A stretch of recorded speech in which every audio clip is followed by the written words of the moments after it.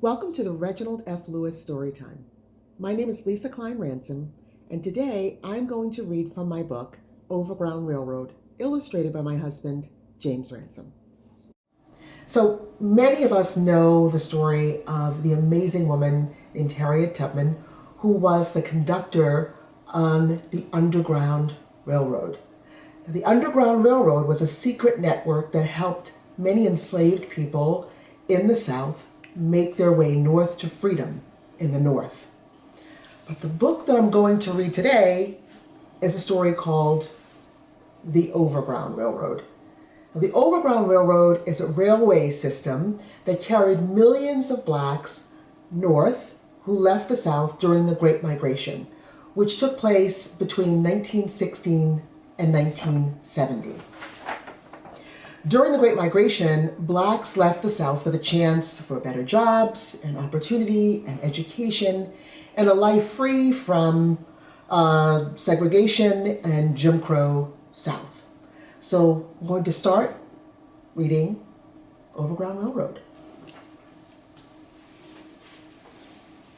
I just love these beautiful end papers.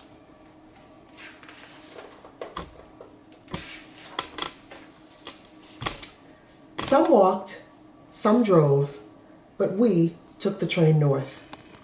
Me and Mama and Daddy got to the station crack of dawn early, before anyone could see us leave. Daddy holding tight to me with one hand, 3 tickets to New York in the other. The porter helped us on board, then handed us our bags and our shoebox filled with food and tied with string onto the first train out of North Carolina, just as the conductor yelled, "All aboard the New York-bound Silver Meteor." Daddy led me to the last seats in the colored car and let me sit next to the window to watch as the train whistled and chugged, leaving puffs of smoke behind. The conductor shouts, "Next stop, Rocky Mount." We left in secret, before Daddy's boss knew, before our lease was up. We said our goodbyes to Uncle Buck and Granddaddy and Grandma, her wet cheek pressed against mine. "Ruth Ellen, you mind your Mama and Daddy," she said.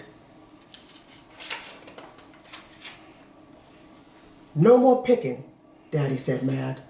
"No more working someone else's land," Mama said proud. "We're gonna make our own way up north," they both said. Out the window, I watched Blue Ridge Mountains and fields with folks already hunched and picking row after row of cotton, tobacco, and peanuts every day except the Lord's Day, just like my granddaddy, but not anymore for my daddy.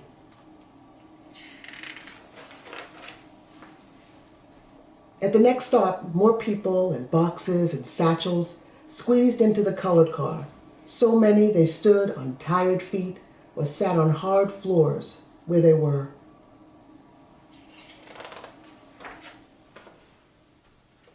Daddy pulled out cards to pass the time. I wanted rummy, Daddy at war.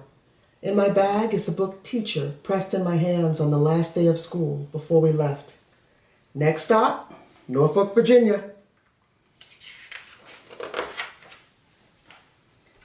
In our straight back seats, when we finish with cards, Mama fusses in her purse, Daddy stares ahead. I take out the book Teacher gave me. The cover's worn, pages too. "Read to me, Ruthie," Mama says, and I do. First the title, A Narrative of the Life of Frederick Douglass. Then I turn to the first page. I was born in Tuckahoe, near Hillsborough, and about 12 miles from Easton in Talbot County, Maryland. Mama listens till her eyes blink long, longer, then close, but I keep on. Next stop, Alexandria, Virginia. Out the window, in between pages, I watch as crooked shacks sprout on the edges of fields. Folks wave from their doorways and I wave back. Mama turns in her sleep, restless and dreaming. All around me, everybody leaving for the north talks in Bible words. Exodus, Egypt, Canaan, hoping that Chicago, Detroit, and New York City are the promised land. Next stop, Washington, D.C. The porters come and more signs, waking Daddy, telling everyone in the colored section to sit where they want.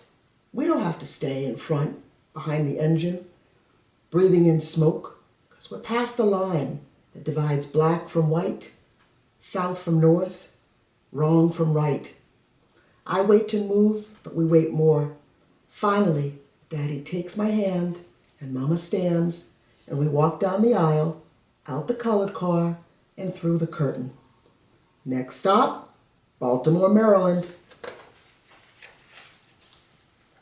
On the other side of the curtain is the dining car, with tablecloths and clinking glasses and white faces and good food smells that make my stomach growl and make me wish we hadn't eaten Grandma's fried chicken and hard-boiled eggs and lemon pound cake so soon. Next stop, Newark, Delaware.